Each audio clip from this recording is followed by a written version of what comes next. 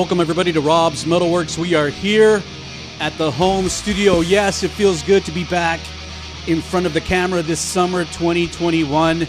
As the pandemic is winding down and up and down, we don't yet know, but we are continuing to bring you the metal.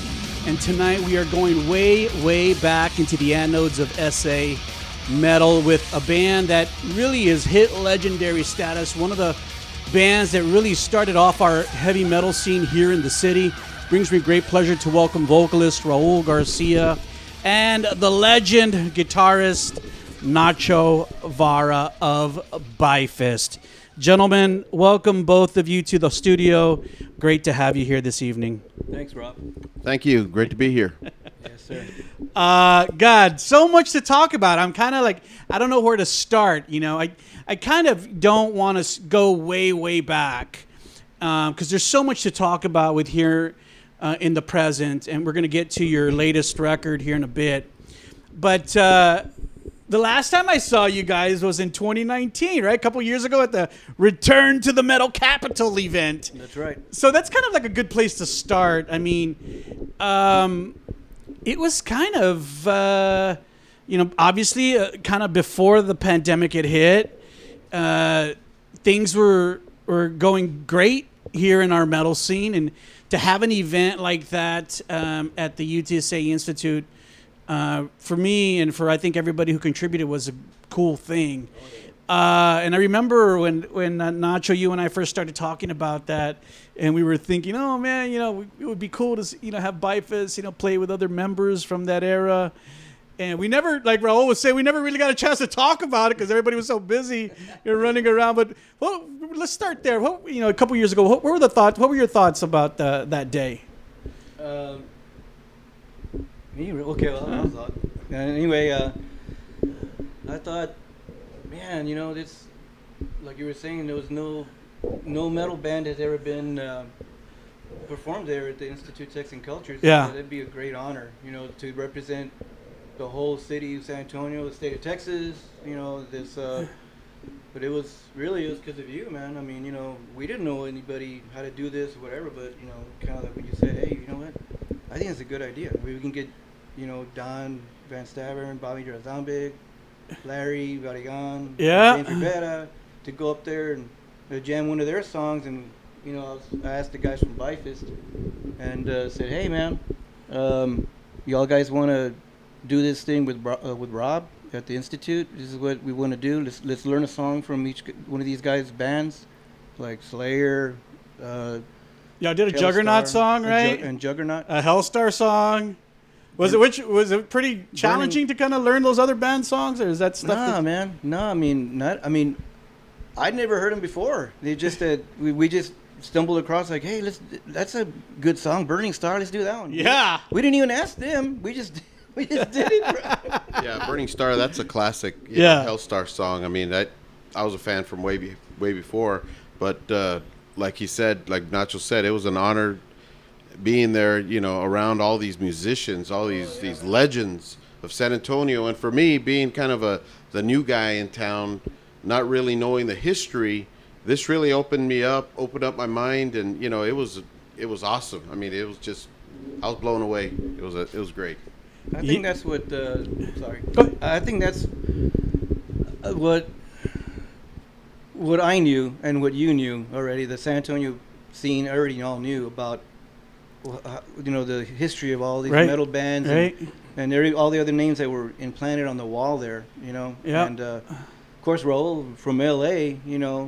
He came into the scene just not in San Antonio just recently, but I'm glad that he was there to see, like, wow, man, look at these guys. I mean, look at these guys are well known all over the world. Nacho is a legend. He is. The longevity alone, it's,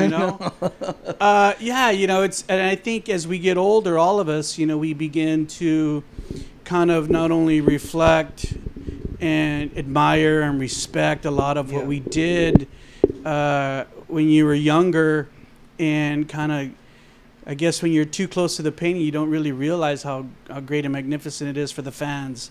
And I think a lot of people there really appreciated that. And I don't think it's ever going to go down like that again. No, that's that was pretty crazy. I know before we got up there to talk when they were putting our mics on, you know, and they were all. I got there a little bit later because I was talking to some people, but Buster, all the guys in the panel, Buster, Art, Don, Larry, and Al Berlanga from Cyrus. Yeah, and Al. Yeah, Al. I couldn't think of his name. Sorry, Al. But they Buster was saying, hey, you know, he was telling Don, you know, hey Don, so you're like the Godfather because you're the oldest. Yeah. And then I came up, you know, and then I think Don says, nah, dude, I think Nacho's got me beat by a couple of years. Yeah. And what? And then Buster didn't know. Buster didn't know that we went way back, you know, from me and Seance. Don in the Seance days since '79. Seance, 1979 with Donnie Van Stavern and with Dave McClain. Dave McClain from Machine Head. Wow. And Robert Perez of lead guitar for Seance, and Bill Lopez.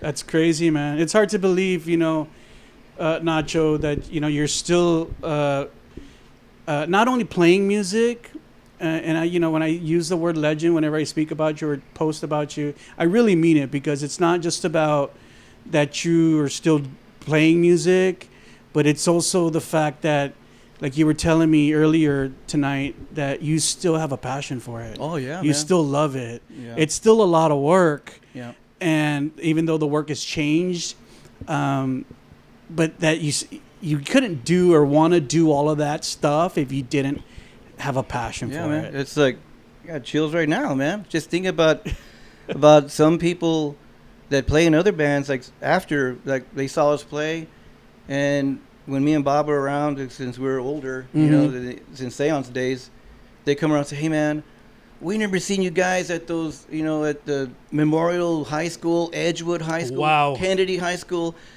Those were the schools. The Edgewood Independent School District was the ones that let bands like us play.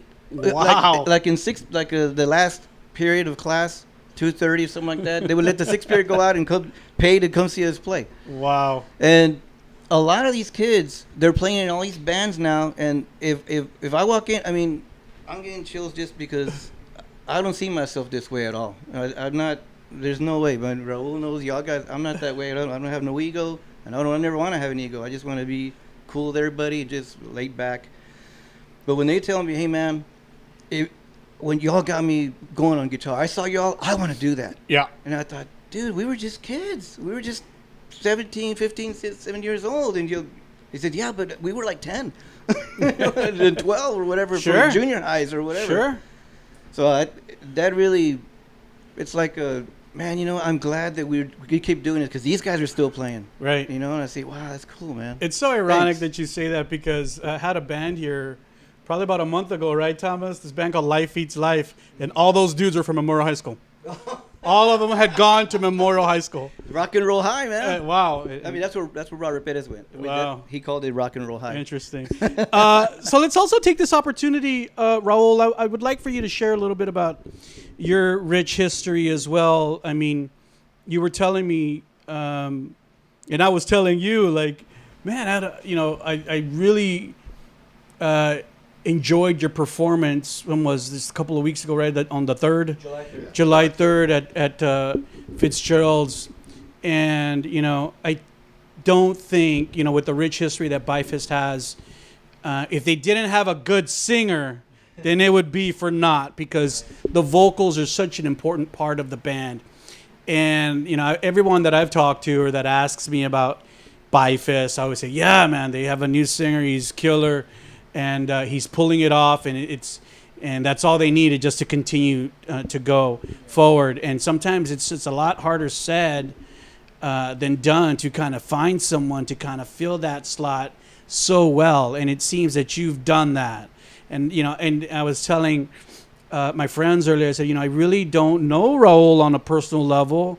I said, I've seen him around, and I've obviously seen him perform and heard the record, but he's so good. He's so good. And then tonight you were telling me, Rob, I've done this. And I've lived in the Valley. I'm from LA. So share a little bit about yourself with the people out there who maybe also do not know much about you. All right. Well, I'm originally from the LA area. Grew up in San Fernando Valley. Moved, yeah. Dodger fan. Yep. Dodger fan. anyway, moved to Texas. My dad was from Texas, so we moved to Texas and, went to high school there. Joined a couple of bands. Played with Ernie B, that's in our band. And where was this in the valley? This was in the valley. Yeah. And then I moved back to LA. Once I graduated from high school, I moved back. Joined some bands out there. Did the club circuit. Played Troubadour, Gazzari's, Waters Club. Wow. All those places. Jezebel's. Did that. Then got an opportunity to move back to the valley. To play in a band that was being fronted by a millionaire. Yeah, he had a lot of money. He had all the equipment, and he wanted to do an album. And he was a big rock and roll metalhead. And Stoney, that's also in BYFIST, was one of the first to join this guy. And I guess that fell apart. And he recruited new musicians. I flew back to Texas.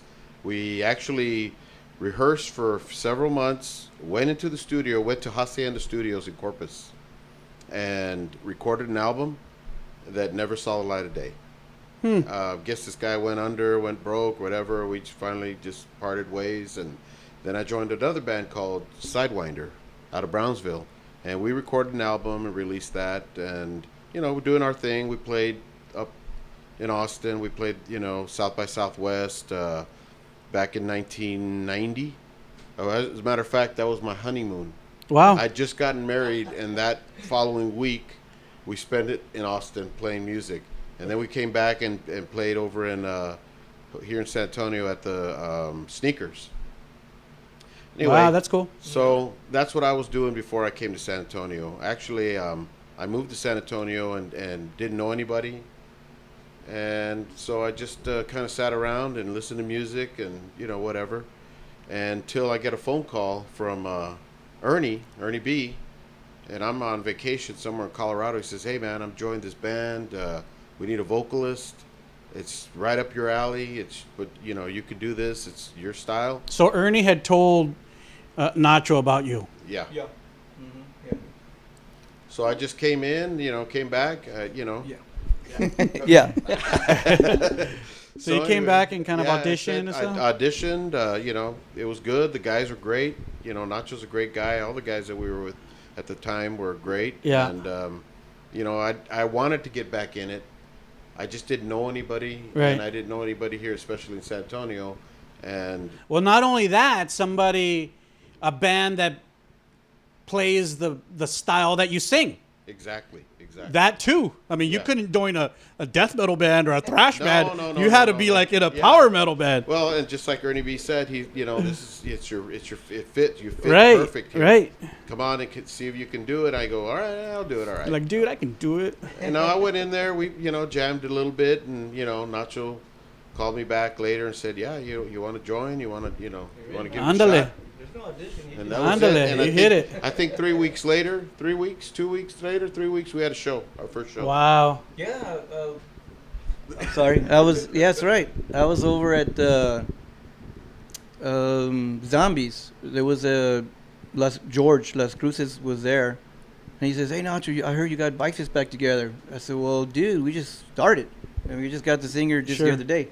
He said, "Well, can y'all do a 420 Fest, in a few weeks?" I said, "Well, let me ask everybody to see how many songs we could do." And I think we pulled off like 5 songs. So what year was that Raul was in and you guys had kind of like this new lineup? I want to say 2015 or 15, Yeah, por ahí. somewhere on there. 2000. So you've been with the band for a little while now. 5-6 years. Interesting. 7 years, maybe? I think it was. About 7 years? It might have been Yeah. 2014. Oh, you know what?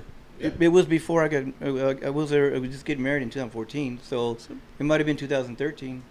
So it's been a while, 7. Let's say 7 years now that you guys have I'll look for that kind flyer. of been working together. 20 Fest. Yeah. And Raul, I'm sure you kind of heard a lot about Vikk Real and kind of like the legend of Vikk Real, and I was very good friends with him and his wife. A lot of people were, and the reason was just because a lot of people liked them. And I could tell you a lot of stories, and if you want to hear them, I'll tell you off camera. But there's so many great vocalists in the history of our city that were great, you know. But you know, if you don't have a good attitude and you're a jerk and you don't have good business acumen, then people are not going to like you, and you're not going to be accepted. You're not accepted. You'll be accepted because you're a good singer, but you're not going to be revered and respected, and you'll never be a legend. Vikk was a legend because people loved him. Off stage, people just loved his person. His wife too, just the people side of it. He was a people pleaser, and people. He was always kind to his fans. You know, I always think to myself, you know, even before you came aboard, I was like, man, how are they ever going to replace someone like Vikk, and someone to be able to pull it off? And I'll tell you on camera, man, I think that you've done that. Not only can you pull it off, but you know, you're a cool dude, and you know, I see BYFIST continuing to move forward and do great things with you at the helm, man. I appreciate that. So keep doing what you're doing, and you know, now you're part of a rich history. That's you right. really are. You really are a part of it. Well, you know, I never knew Vikk, but I've heard a lot of great stories about him from Nacho, from a lot of his friends, you know, that we've met at a lot of shows. Mira, I'm sorry, I didn't mean to interrupt you, but look right there. I just remembered. In between the stereo and the wall. Yep, I see it right there. Oh, Hey, pull it out, Nacho. Can you pull it out? They're always with me. Here you go. Mira? Yeah, this is Vikk and Jessica. Vikk and Jessica. Real, and they're really a true blue couple, man. You know, they were just so cool. Everything we did, everything. You know, it was family. That's another thing about BYFIST with David Lee and Vikk.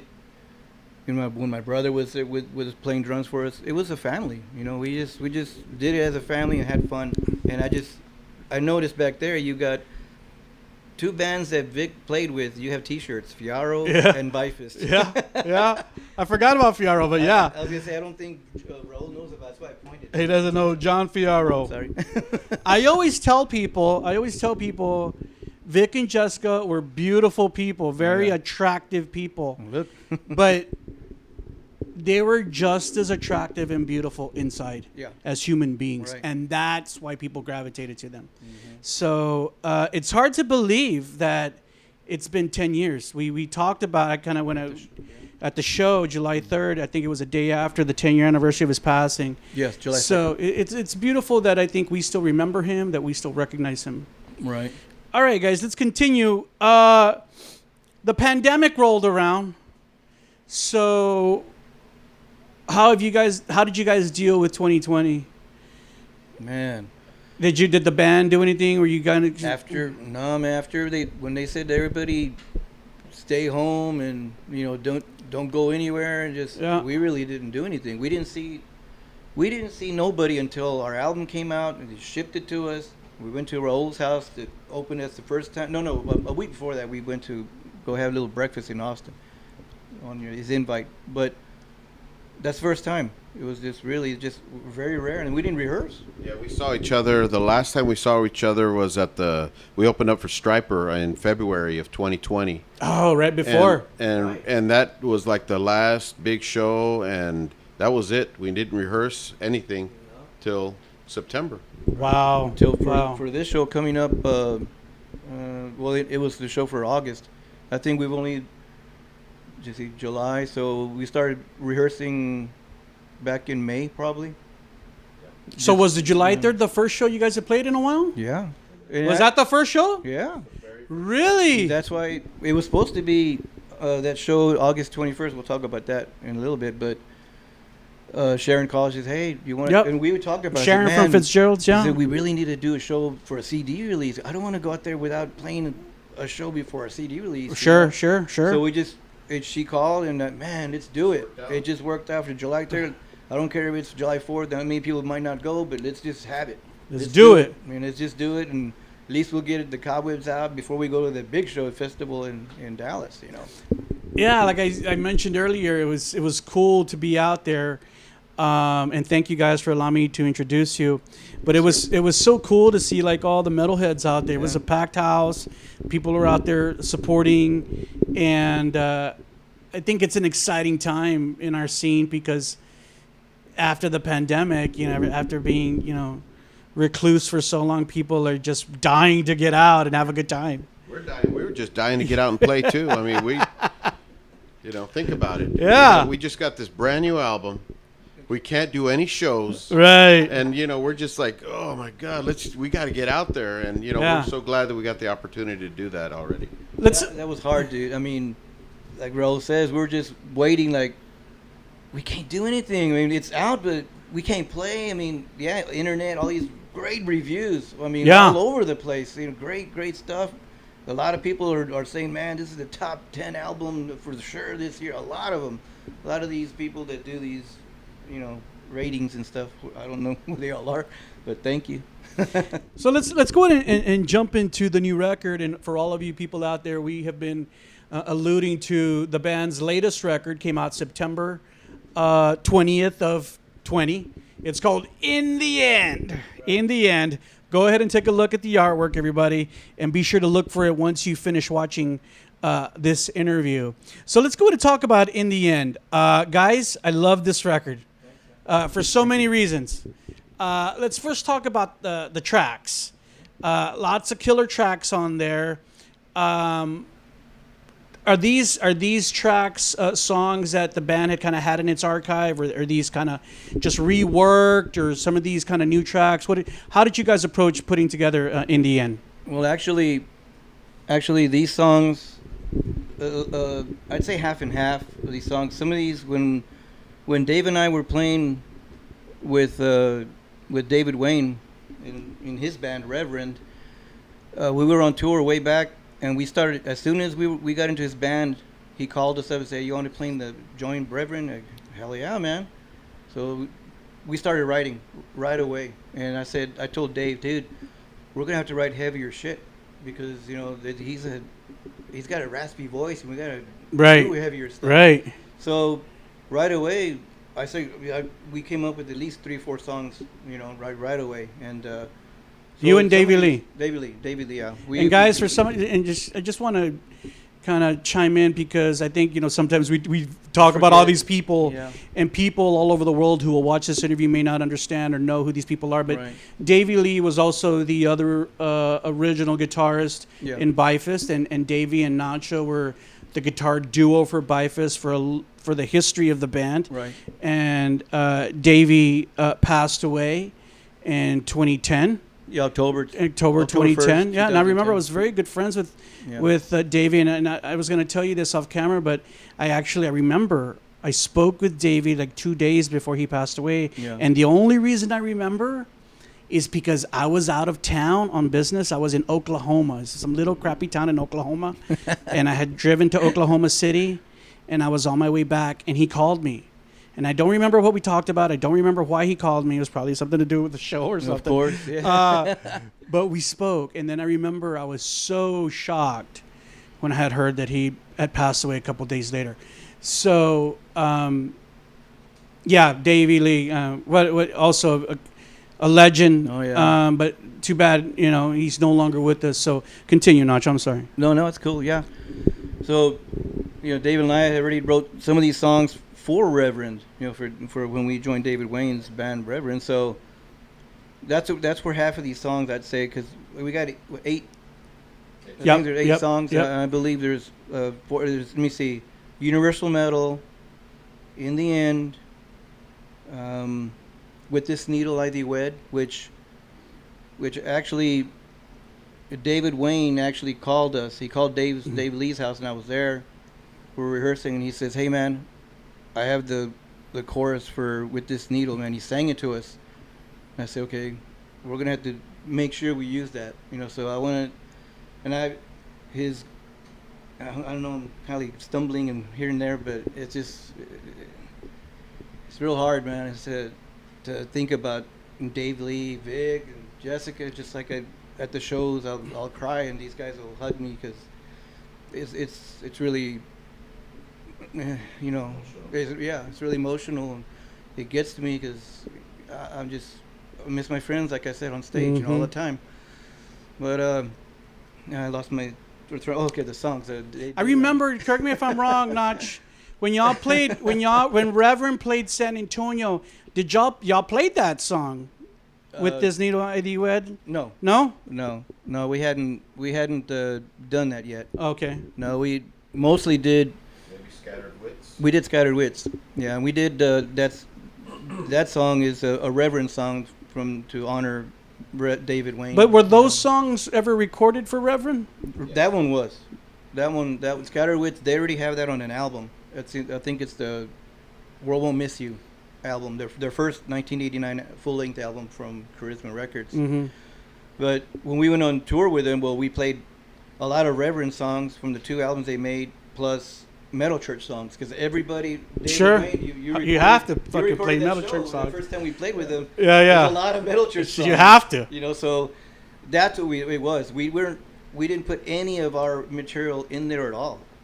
But of course, we were showing it to him, and he started writing, and then it just happened that he passed away. You know, we weren't able to record anything, just other than scratch tracks to send him, so he listened. Like, we sent him a lot of songs, and he says, "Okay, man, this, and this for sure."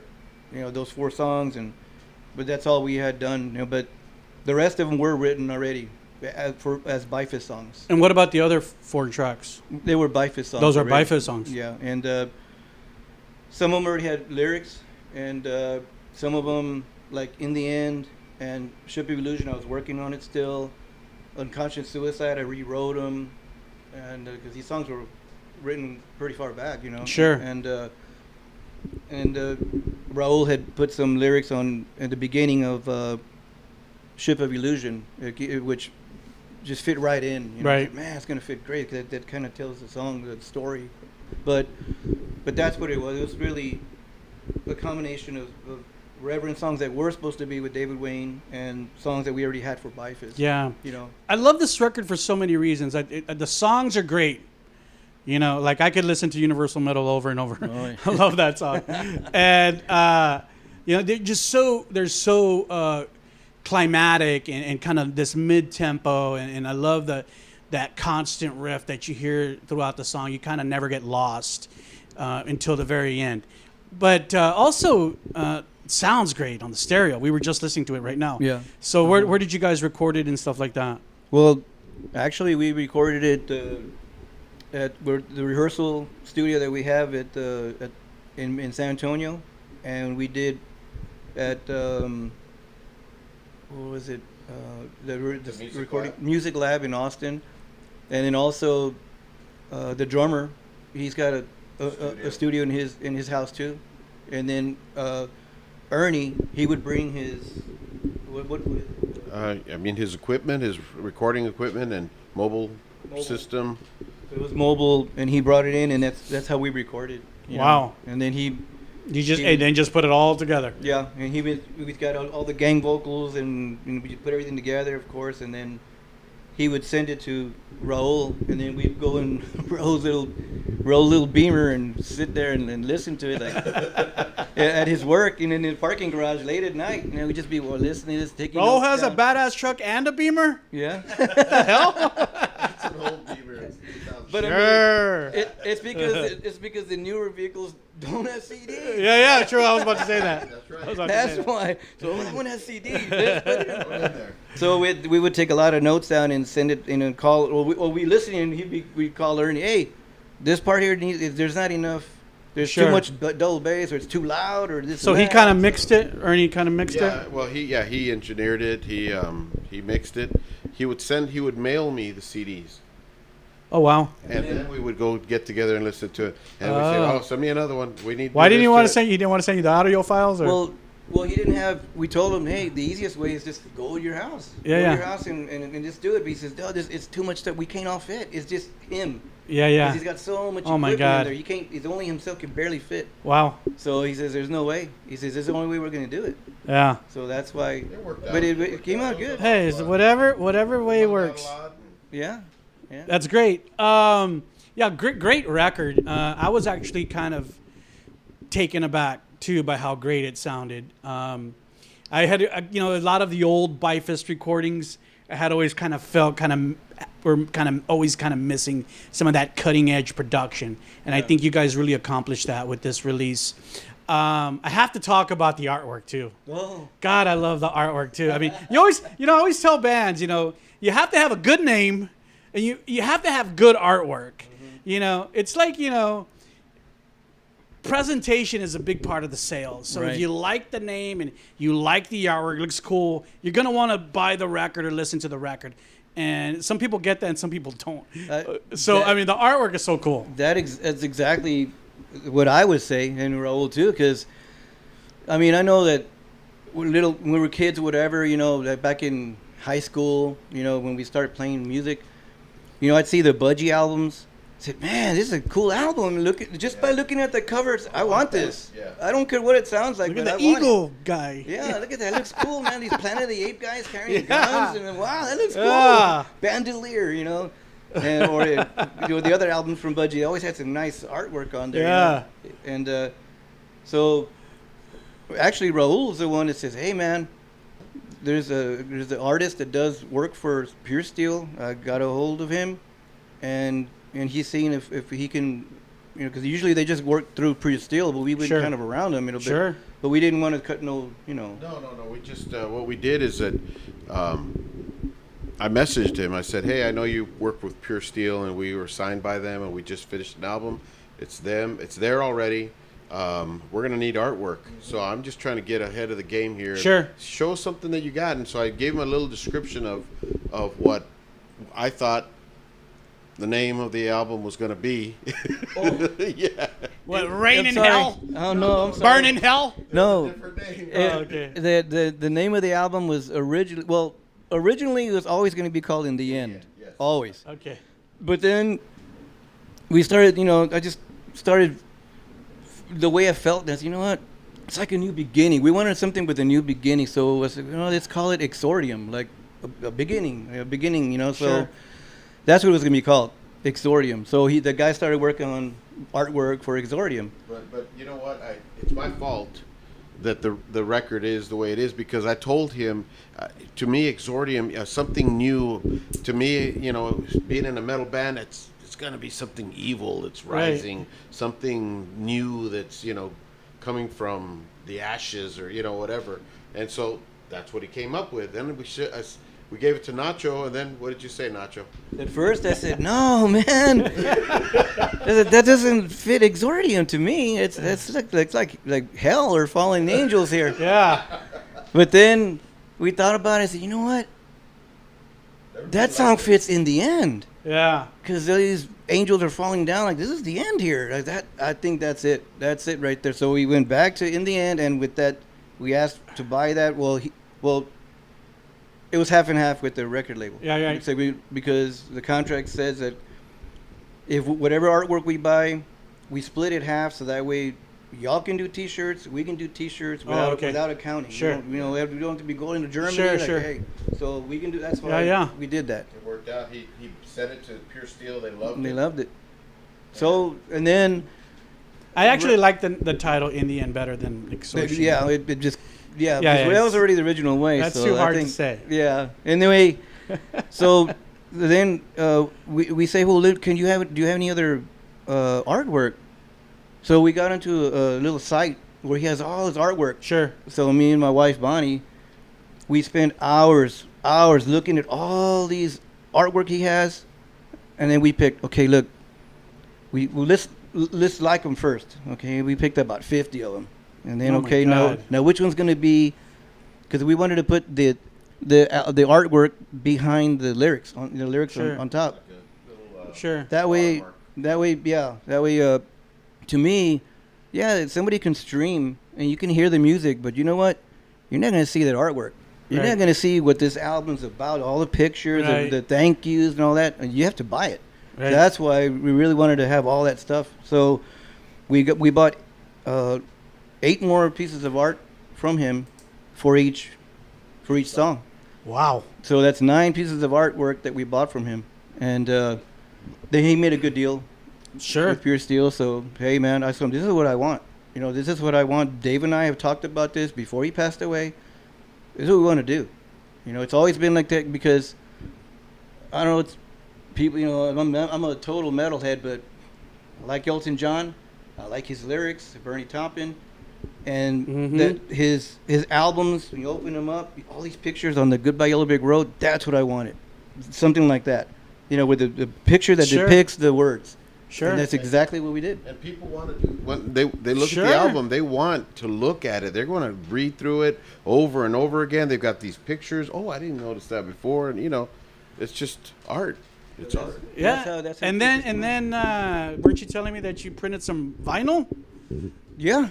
So that kind of plays into the vinyl part. Vinyl album too, and it looks badass. Oh man, I want one. Yeah, I Save me one on the next print. Yeah, you should have brought me one. Well, you know what? We can bring it over and you can edit it in.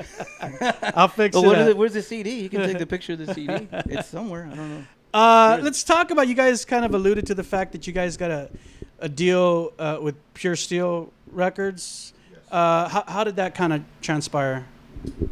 I think it's because my association with David Wayne. These guys love David Wayne. And where's Pure Steel from? Germany. Yeah. And the owners, they just love David Wayne, you know. Yeah. And anything he does. So they know that I played with him.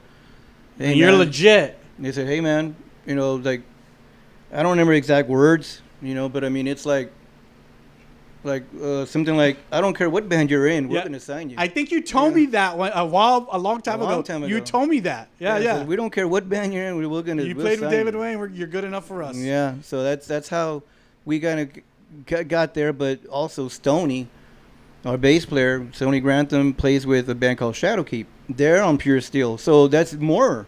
Like, he's in our band, like, well, shoot, you know, it's double now. Yeah. And then what even helped out even more so was that we actually did a show in Houston with a band called Savior from Anger, where the singer is talent acquisitions for Pure Steel. So we handed him a demo in Houston. We had to go through the channels. Yeah, we still had to go through the channels. Right. Boom. What's that happen? Then they had to. Wow. Nacho, we want you. Wow. It was well, only of course. It was only going to be. We were actually just going to do like a 4 or 5 song EP, but then the label and Bob says, "Man, you got to do the whole thing." Yeah. It's going to cost us about the same. Yeah. Just do the whole thing. Do a full length album. So I said, okay, well, let's go back and record. Yeah, let's do more. Again. I think that's cool because for a couple of reasons. One is, you know, Pure Steel already kind of had the buy-in. Okay, just because of your history. And two, I mean, there's no better place to have a label home than Germany. Oh, yeah, that's right. God, man. you know, that's the mecca of fucking metal in Europe. So to have them behind you guys, and I'm sure they're well networked and distributed all over Europe. So in the end is reaching a lot of people across the pond, way over there. Yeah. And you were telling me that you guys are getting great reviews. What's kind of how have you felt about the reception that the record's getting?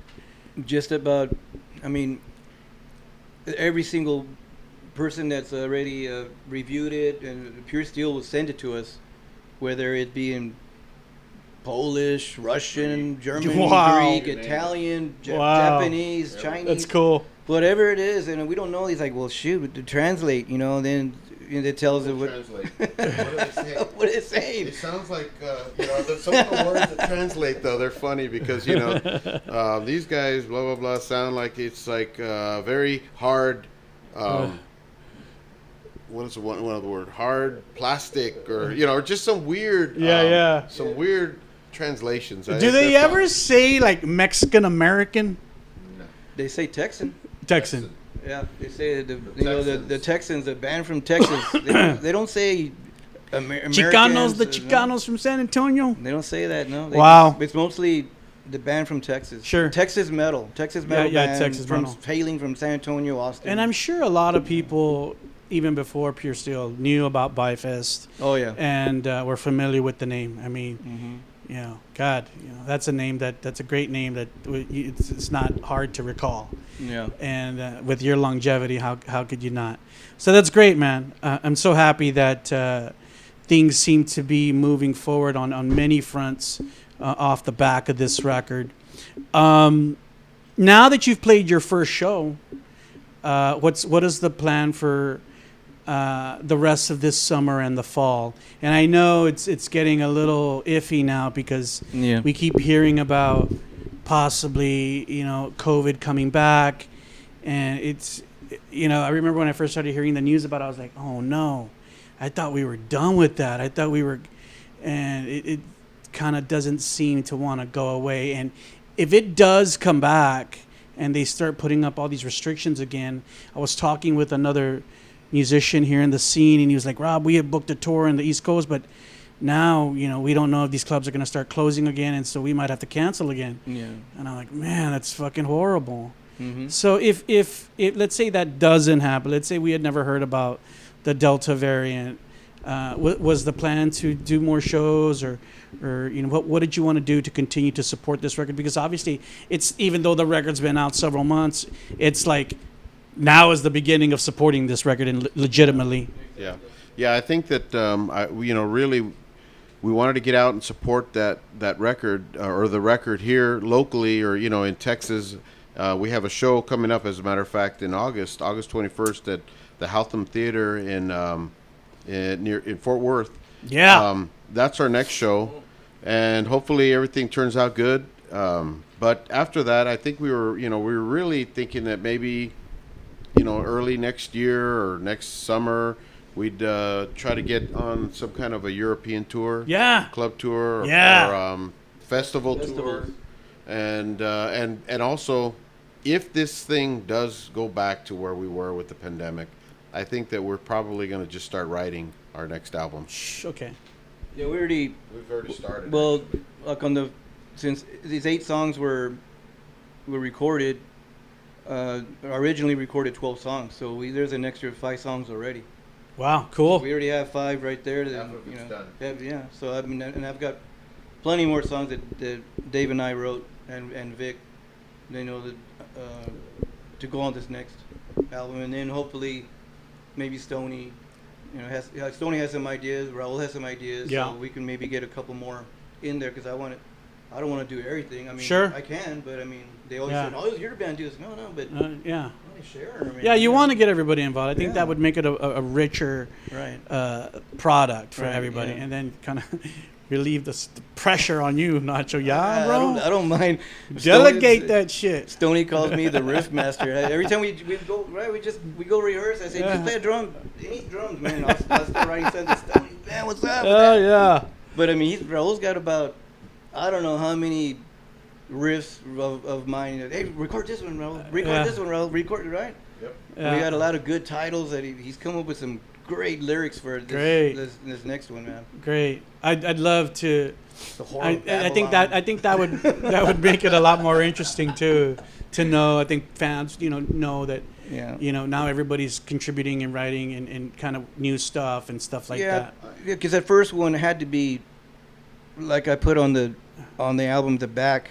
This was dedicated to David Lee, Vikk Real, and David Wayne. This is what I wanted to do for them. So now we can get everybody else, parts and riffs in here and collaborate on songs. Yeah. So. Man, it's an uncertain time. I'd love to see you guys play again. I mean, here in San Antonio, and I think that's kind of cool that you don't play out too much too, because that way, if you play out too much, then it kind of loses its appeal a bit. If you don't play out too often, then it's like, man, I'm going out there. BYFIST doesn't play too much, so I want to go check them out. Well, we're just fortunate to know the promoter, and we're able to open up for all these major touring bands that come through, so they're always going to be. You cannot those one-off shows. And Raul, you forgot to mention that headlining that fest is the Ripper. That's right, Tim Ripper Owens. Yeah, we just got that news today. Power Fest 3. We couldn't announce it or anything until today, so there you go. Power Fest 3. Yeah, it should be fun, guys. I'm not fond of Fort Worth, but Road trip. Hey, maybe can I tag along? Bring me along. I'll take my video camera. There you go. Andale. Yeah, man, great stuff. We'll make it work. I mean, you know, it's cool, you know. It's, you know, and I was going to ask you, Nach, about, you know, I remember on the 3rd when you talked about some of your colleagues who have passed, and you're kind of like the last man standing, you know, and how emotional you could get. I mean, I think I would feel the same way. Yeah. But that, you know, that we are still alive and doing what we want to do, and even at our age, we, you know, persevere, and that's all we can do is just to persevere and continue to make new memories, you know, while we still have life in us, and not only, you know, your friends, but so many people that, you know, that we don't even know have passed away in this past year. It's crazy. Wow. It's a very precarious time that we live in, and it's scary sometimes. It's very scary. Yeah, I'm kind of grateful now, you know. Before, you know, instead of drinking coffee, I'm be like drinking like 5 different beers. But you know, I want to live. I'm sorry, I brought you one. It's all good. I'll drink it next It's just month. one. You know. Yeah. I mean, I still drink, but But it's just a big. but I just don't do it like I used to. Yeah, you know? I understand. But Yeah, that's great, man. That's you know, great. But well, you were talking about, you know, people passing away and that we knew, and friends. We know other musicians that have passed away. Yeah. And unfortunately, you know, my mom passed away from COVID back in August. Oh, I didn't know that, man. And we didn't. She was in a nursing home for 8 years. We didn't get to see her. As soon as they told that, when they put the restrictions in March, after the Striper show, we didn't get to see her at all. At all, you couldn't go in. Wow. So I didn't get to see my mom at all. Not even, I love you, Mom, or nothing. Goodbye, nothing. And not even at the end, we couldn't go to the hospital. Just FaceTime at least. I got to hear her voice. I love you too. And then that was it. So and when I wasn't gonna bring it up, but you kind of brought it up. Sure, you sure, know, no. It's good to talk about real things, man. And that was a real, so, you know, there's a lot of people saying, COVID's bullshit. I said, dude, you tell my mom that. You know, don't be telling me that. You know, my mom died. You know, Yeah. so, and other people that I know have died. So Yeah. this isn't, you know, I don't want to get into that, but Sure, you know, but yeah. no political deals. Hey, some here. people are finding out the hard way, and you know, and you live and you learn. Okay, so you guys alluded to the fact that you're writing new music, and it's exciting. When would you like a new BYFIST EP out? And again, is it going through Pure Steel too? Yeah, we have a 3-record deal. Okay, great. So we have, you know, and they understand that this one was late. You know, it was supposed to be like 6 months before or something like that, 6 or 8 months before to give it to them. But since all this stuff going on, you know, we couldn't do it. You know, Right. say, hey man, we can't get this done. You know, because of all this stuff that's going on. But I'm sure that they'll, you know, they weren't mad. They just, hey man, just do the best y'all can. You know, and we did. You know, we finally did it, and they were happy. So, and but we really know that we need to go start rehearsing the new songs. I got to show, hey, this is what I have. Let's get these out of the way, and then we'll write some new stuff to finish. You know, to finish the full album again. So you think maybe sometime next year in the summer? I would say. I mean, you know, these guys are. Hey, they learn the stuff quick, you know. So. And since you record in house too, it shouldn't be that long to get it down. Well, I don't know what we're gonna do this time. I don't know about what we're gonna do. That was a little unorthodox the way we did that. It was kind of backwards. Yeah. Sorry, yeah, it was a little unorthodox. Yeah, we did it backwards, but we'll look at it again and see how we can improve. I think, just, you know, because I also work with a lot of young bands. There's a lot of good producers in town, and some of these cats are, you know, definitely younger than us. Yeah. But yet very savvy technologically with what they're doing with recording. And you know, I can share some names with you after we finish here. Yeah.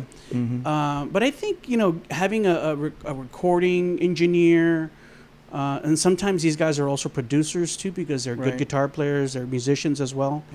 Right. Can really lend to the recording of a new musical project. Right. You know, can really help you guys out. And some of these guys are really reasonable too. I mean, you know, there are some places that are more expensive, you know. But some of these guys are really savvy with what they're doing and could really also, like I said, contribute as producers, not just recorders and engineers. Right. Yeah. So, yeah, I mean, think about that. I mean, just maybe to kind of evolve a little bit and modernize maybe a little bit. I think that would be cool. On this one, they, like, this first album that we sent, they wanted us to do everything. Yeah. Mixing, mastering, everything. But Sure.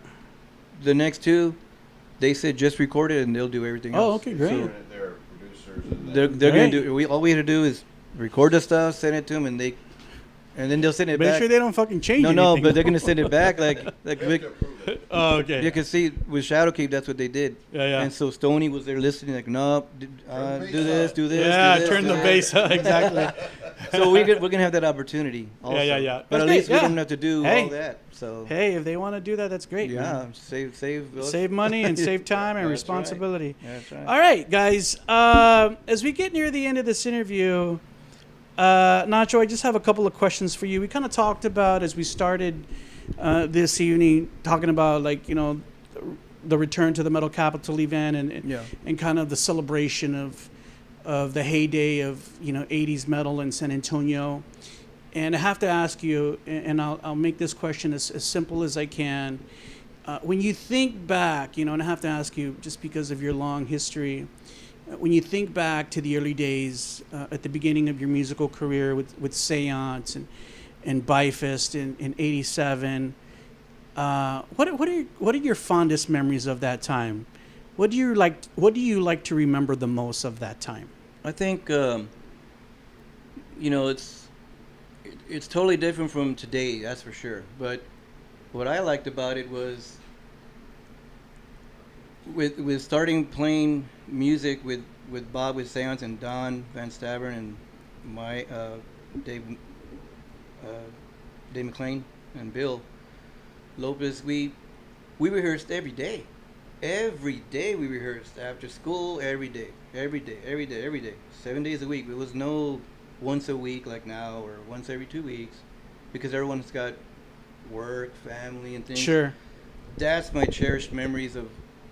That's where we, as David Wayne says, had always told us that we paid our dues in that rehearsing diligently. Every day, to get better. And playing with people that were better than me always helped. That's how you build your chops. Exactly, because Bob was a master guitar player. This guy's a junior Michael Schenker with melodies and all these songs the parts he has. I said, dude, man, I got to get better. You know, I can't play leads like you, but I'll make sure that I can write. You know, I'll make sure I'll write stuff that you could play leads to, and we'll work on each other. But it made a big difference, you know, by rehearsing every day. Sure. All those hours and hours. That's what I recommend to anybody. If you can, when you're young, do it, because when you get older, there's no way you're going to be able to practice every day. And when you do all that, you're going to get better. And that's what I remember. My memories of just the camaraderie, like a band of brothers. We always did everything together, always. And those are my memories that I really cherish the most. Yeah. Yeah. Do you I don't think we talked a lot about this at the Return to the Capitol event, but I did an interview recently. I'm not sure if you saw with Dr. Gregory Peak from the UTSA Library of Special Collections, and we talked a lot about. He had a few questions. I think 2 or 3 questions about Joe Anthony. Oh yeah. From Kiss. And we talked a little bit about, you know, his impact in San Antonio and kind of how he helped to found the culture, the rock culture of our city. Yeah. What do you have any thoughts or memories of Joe Anthony? Oh man, see, but you being the interviewer question, I mean, I wouldn't even have remembered about that, you know, because we're talking about BYFIST or Seance, and but wait a minute, what about the people that did that for, you know, like, yeah, Joe Anthony would play our music. Yeah. You know, he'd play our music on the Homegrown Hour and whatever. And, yeah. And my very first recollection of Joe Anthony was not even in music. I wasn't even playing music yet. You know, I was playing soccer, and my younger brother's team was sponsored by Mr. Pizza, which was Joe Anthony's restaurant. Oh, wow. That's how we met him. We met him through our manager. Their manager was my younger brother, and then he managed us because we were a little older. But they were Mr. Pizza. You know, I said, "What's this, Mr. Pizza?" So we would go over there after games and eat. And there's Joe Anthony. You know, I didn't know who he was. He's the owner. I didn't know he was a radio DJ, and he didn't say anything. But on the wall, you could see all these pictures, all these rock stars like Kiss, Rush, Triumph, you know, UFO, all these Legs Diamond, all like you have here, but the whole band, you know, and pictures just like you got here, you know, and you know, I thought, well, who are these guys? They was telling me, well, these are all the rock stars that come here. How old were you at that time? Shoot, I was like a freshman. Okay. I hadn't even played guitar yet. Yeah. Because I didn't start till sophomore year. When I was, maybe I was 15 at this time. So that obviously kind of had like a little impact on you. Yeah, but then like a year later, a buddy of mine worked there, and he calls me, "Hey man, you want to go to a concert? Joe Anthony's gonna give us tickets." All right, Municipal Auditorium. We saw my very first concert ever. Very first concert was Rush, UFO, and Max Webster. I remember. Wow. That was in the Municipal Auditorium. There were good seats. You were just talking about Michael Schenker. Yeah. And there's Michael Schenker. Wow. And who would know, like, back then, before I even started playing guitar, that we would actually, as BYFIST, play our very first show as a big band with Michael Schenker Group at the Showcase. That was our very first break. That's crazy. Bill Angelini gave us a break. He says, "Okay, yada yada. You know, I was gonna let y'all open it for Guns N' Roses, but Emerald wanted it, so I gave it to him as their last thing. But I'm gonna give you this one." And so we opened it for Schenker. I said, "Dude, yeah." And we met him. He's a cool guy. Shook his hand. Said, "Dude, you don't know, man. We just love your music, man. Your guitar player was your best." But you told Michael Schenker that. Yeah. He was just sitting there in a chair like this. No, he was just like, I mean, he's tired from touring. He was just sitting there like, man, tired. Mr. Michael, Mr. Anthony, Michael Schenker, I didn't know what to say. You know, like, shook his hand. He's like, "I'm tired, you bloody bloke." You fucking Texan, get the fuck away from me. No, he didn't say that. Oh, man, that's cool. He was a cool guy. But anyway, Joe Anthony. But we also got the opportunity to play with Michael Schenker again. Oh, recently. Was that at the Rock Box? Yes. Yeah. Wow, yeah. The Vibes, was it? Yeah, the Vibes. But anyway, let me just say one more thing about Joe. So anyway, after that, of course, like I said, all these pictures on the wall. And so after the concert, where do we go? Back to Mr. Pizza. And who do we meet? Rush, UFO, and Mac. All those guys. They were back there, cool guys. They were shaking hands, eating pizza. We met them. I was like, I can't believe we just went to the concert and here we're meeting these guys who were just up on stage. Wow, that's cool. And so but Joe Anthony had a cool thing with BYFIST too. He liked us, and he says, you know, he even gave us a song title to do for him. And we actually did it, but we never recorded it. He called it Rattlesnake Boogie. And Dave and I wrote it. We got it, and I haven't even showed these guys yet. I got so many in my head there. Pull it out. Noodle. But I know Raul can do justice. It's kind of boogie woogie metal, you know. I think that's one of the things too that, you know, over the years I've come to admire about Joe Anthony. And when I remember responding to Dr. Peak, I told him, you know, Joe Anthony just wasn't a DJ. He was someone that made an impact in people's lives. Yeah. And he got it. He understood it, that, you know, the music business is about relationships. And that's something I try to emulate myself, you know, because, you know, that's what it's all about, you know. And if you can do that in any thing that you do, whether your work or, you know, no matter what kind of work you do, if you build those relationships, then it's always going to end out good for you. That's why Dave, you got that call from Dave Lee.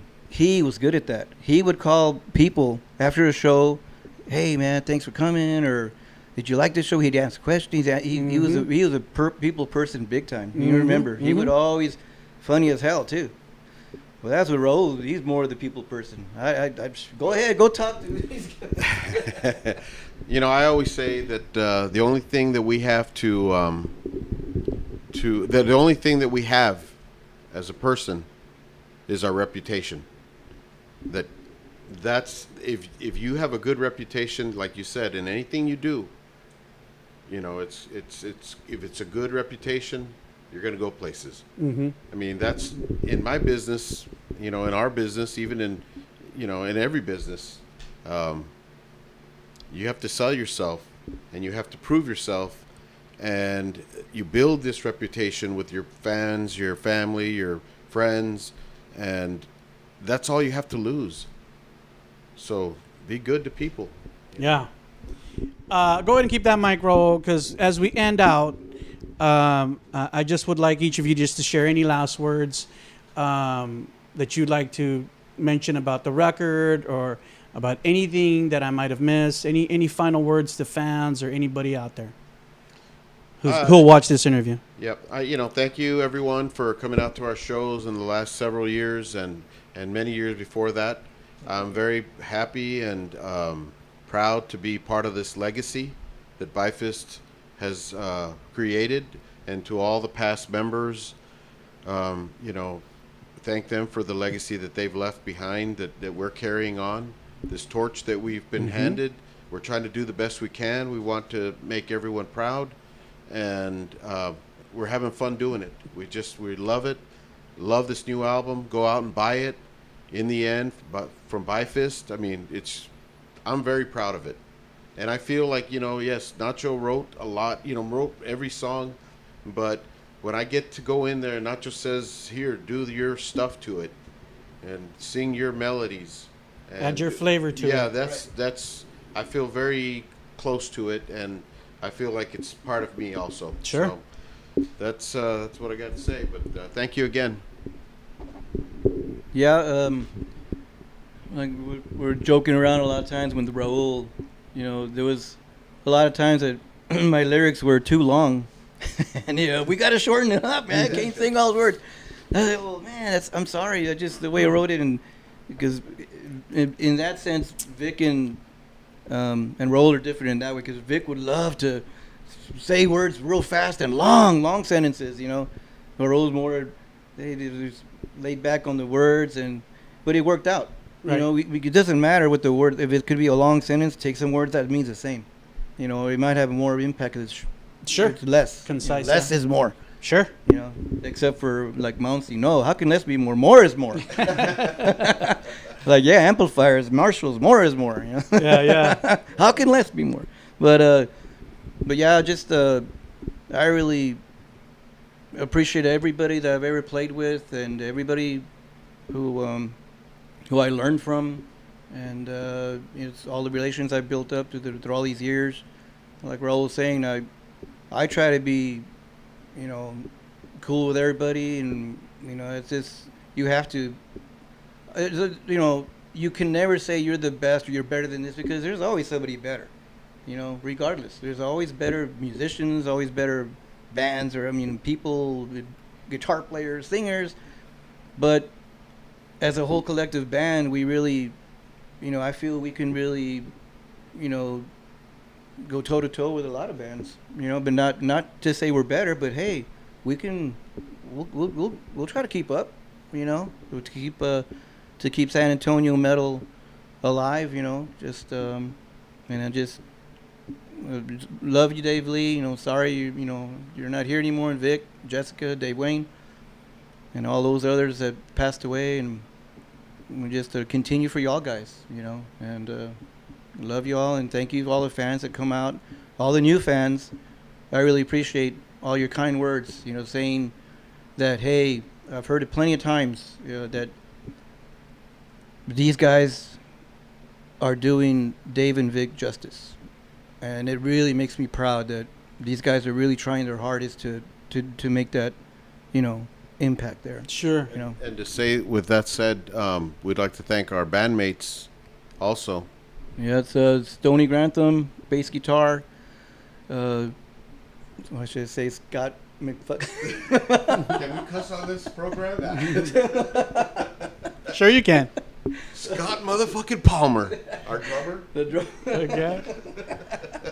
Ernie B, lead guitar. Raul Garcia, Raul Diablo Garcia. Ándale. Diablo, Diablito.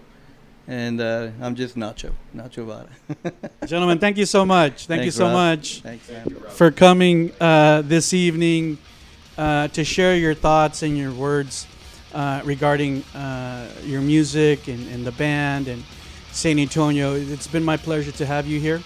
I think it's been a long time coming, and Nacho, we won't wait as long for the next one. So keep me posted on on the new record, and I look forward to listening to it. I want to say you are the most important people in our lives, our wives, the ones that are always behind us. Oh God, they sacrifice the most. Love you, Bonnie. Yeah. Thank you for everything. You mean the world to me. Thank you. Thank you to our family. Thank you, Audrey. Okay. We had to say that. Remember, everyone out there, the brand new one from the band is called In the End. It is out there, out all music media outlets. Be sure to look for it and get it in your hands right now, right after you watch this interview. You saw the band BYFIST only right here on Rob's Metal Works.